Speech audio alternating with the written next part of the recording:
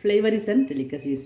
இன்றைக்கி நாம் பண்ண போகிறது ஒரு ரொம்ப ருசியான காரசாரமான ஒரு குழம்பு தாங்க. என்ன குழம்புன்னு கேட்குறீங்களா? அது பூண்டு சின்ன வெங்காய குழம்பு. இந்த குழம்பு பொதுவாக சாதத்தோடு நல்லாயிருக்கும், இட்லி தோசையோடு நல்லாயிருக்கும். ஸோ அதனால் நாம் இன்றைக்கி நாங்கள் காலையிலேயே அது செய்கிறோம். ஸோ தோசையோடு சாப்பிட்லான்னு தான் இருக்கோம். இந்த குழம்பு இதுக்கு தேவையான இன்க்ரீடியன்ட்ஸ் என்னங்கிறது சொல்லிடுறேன். இதுக்கு ஒரு 100 கிராம் பூண்டு, ஒரு 100 கிராம் சின்ன வெங்காயம், தக்காளி ஒரு 2, அப்புறம் கொஞ்சம் தேங்காய் ட்ரை ஃப்ரை பண்ணி பவுடர் பண்ணுறதுக்காக மிளகு, இதை வரமிளகாய், அரிசி கொஞ்சம், அப்புறம் மல்லி, சீரகம், வெந்தயம், அவ்வளோதாங்க. இதெல்லாம் அப்புறம் கொஞ்சம் புளி, ஒரு நெல்லிக்காய் சைஸ் அளவுக்கு புளி. இவ்வளோதான் இதுக்கு தேவையான இன்க்ரீடியன்ட்ஸ். இப்போ நம்ம ஃபஸ்ட்டு ட்ரை ஃப்ரை பண்ணிடலாம்.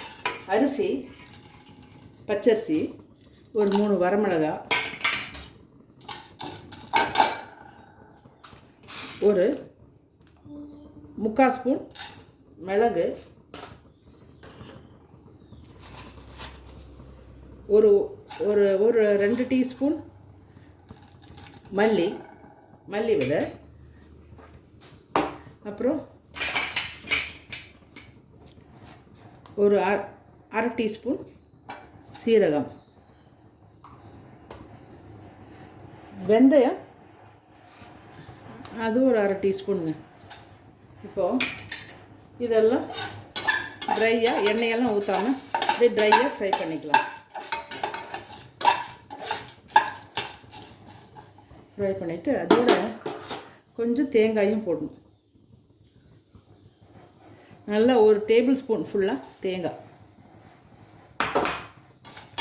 இதெல்லாம் நல்லா ட்ரை ஃப்ரை பண்ணிவிட்டு மிக்சியில் நல்லா மையாக பவுடர் பண்ணி வச்சிடலாம். இந்த ஸ்டேஜில் கொஞ்சம் கருவேப்பிலையும் ஆட் பண்ணிக்கலாம். இப்போ எல்லாம் சேர்ந்து ஃப்ரை பண்ணிக்கலாம். அப்புறம் நாம் இந்த டிஷ்ஷுக்காக எடுத்து வச்சுருந்த தக்காளி இருந்தது இல்லையா, 2 தக்காளி, அதை அரைச்சி எடுத்துகிட்டு வந்துட்டேன். அப்புறம் அந்த பவுடர், ட்ரை ஃப்ரை பண்ண பவுடர் எல்லாமே அதுவும் அரைச்சிட்டு வந்துட்டேன். இனி இப்போது என்ன பண்ணலான்னா, ஃபஸ்ட்டு ஒரு மண்சட்டி ஒன்று அடுப்பில் வச்சுக்கலாம். அது மண்சட்டியில் செய்யும்போது இந்த மாதிரி டிஷ்ஷெல்லாம் நல்லா டேஸ்ட்டாக இருக்கும். இதில்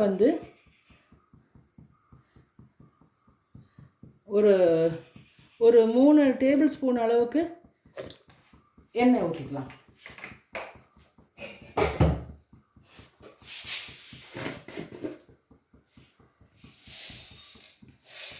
அப்புறம் எண்ணெய் காஞ்ச உடனே கடுகு, எண்ணெய் காஞ்சிடுச்சு. இப்போ கடுகு, 1 டீஸ்பூன் உளுத்தம்பருப்பு, இதை போட்டுக்கலாம்.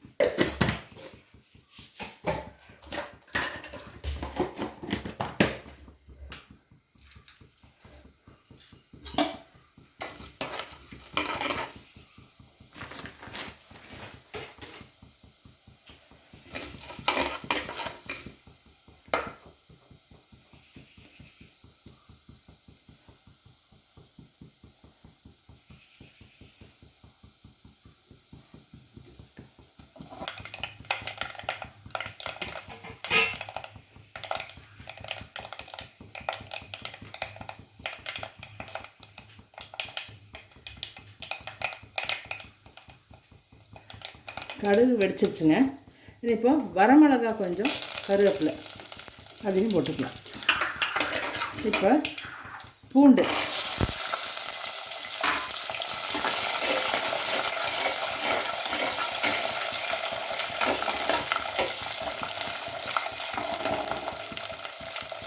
சின்ன வெங்காயம் கொஞ்சம் நல்லா வதக்கிடலாம். நல்லா வதக்கிட்டுங்க. இனி இதுக்கு தேவையான உப்பு, இந்த குழம்புக்கு தேவையான உப்பு, மிளகாய் பொடி, அது ஒரு 1.5 டீஸ்பூன் போட்டுக்கலாங்க. இது கொஞ்சம் காரசாரமாக இருந்தால் தான் நல்லாயிருக்கும் இந்த குழம்பு, அதனால் கொஞ்சம் ஜாஸ்தி.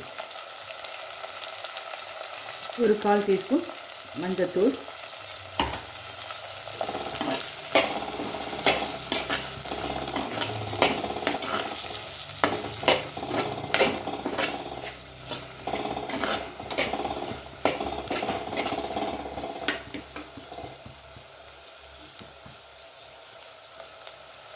கொஞ்சம் பெருங்காயத்தூளுங்க.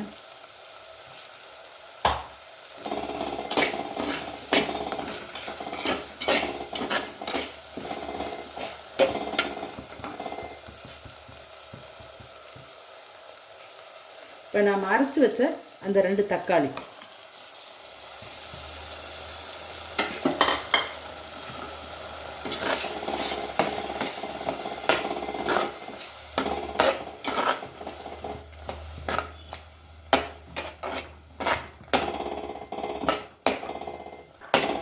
இப்போ வந்து ஓரளவுக்கு நல்லா வதங்கியிருக்குங்க.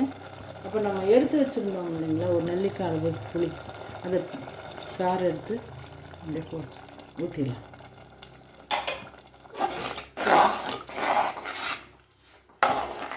இது எல்லாமே சேர்ந்து நல்லா கொதிக்கட்டுங்க. எண்ணெய் பிரிஞ்சு வர்ற அளவுக்கு நல்லா கொதிக்கட்டும். சின்ன ஒரு மீடியம் ஃப்ளேமில் வச்சா போதும். அதுக்கப்புறம் பார்க்கலாம். கொதிச்சிருச்சுங்க. இப்போ நம்ம வந்து அரைச்சி வச்சுருந்த அந்த ஃப்ரைடு இன்க்ரீடியன்ட்ஸை நம்ம போட்டுக்கலாம்.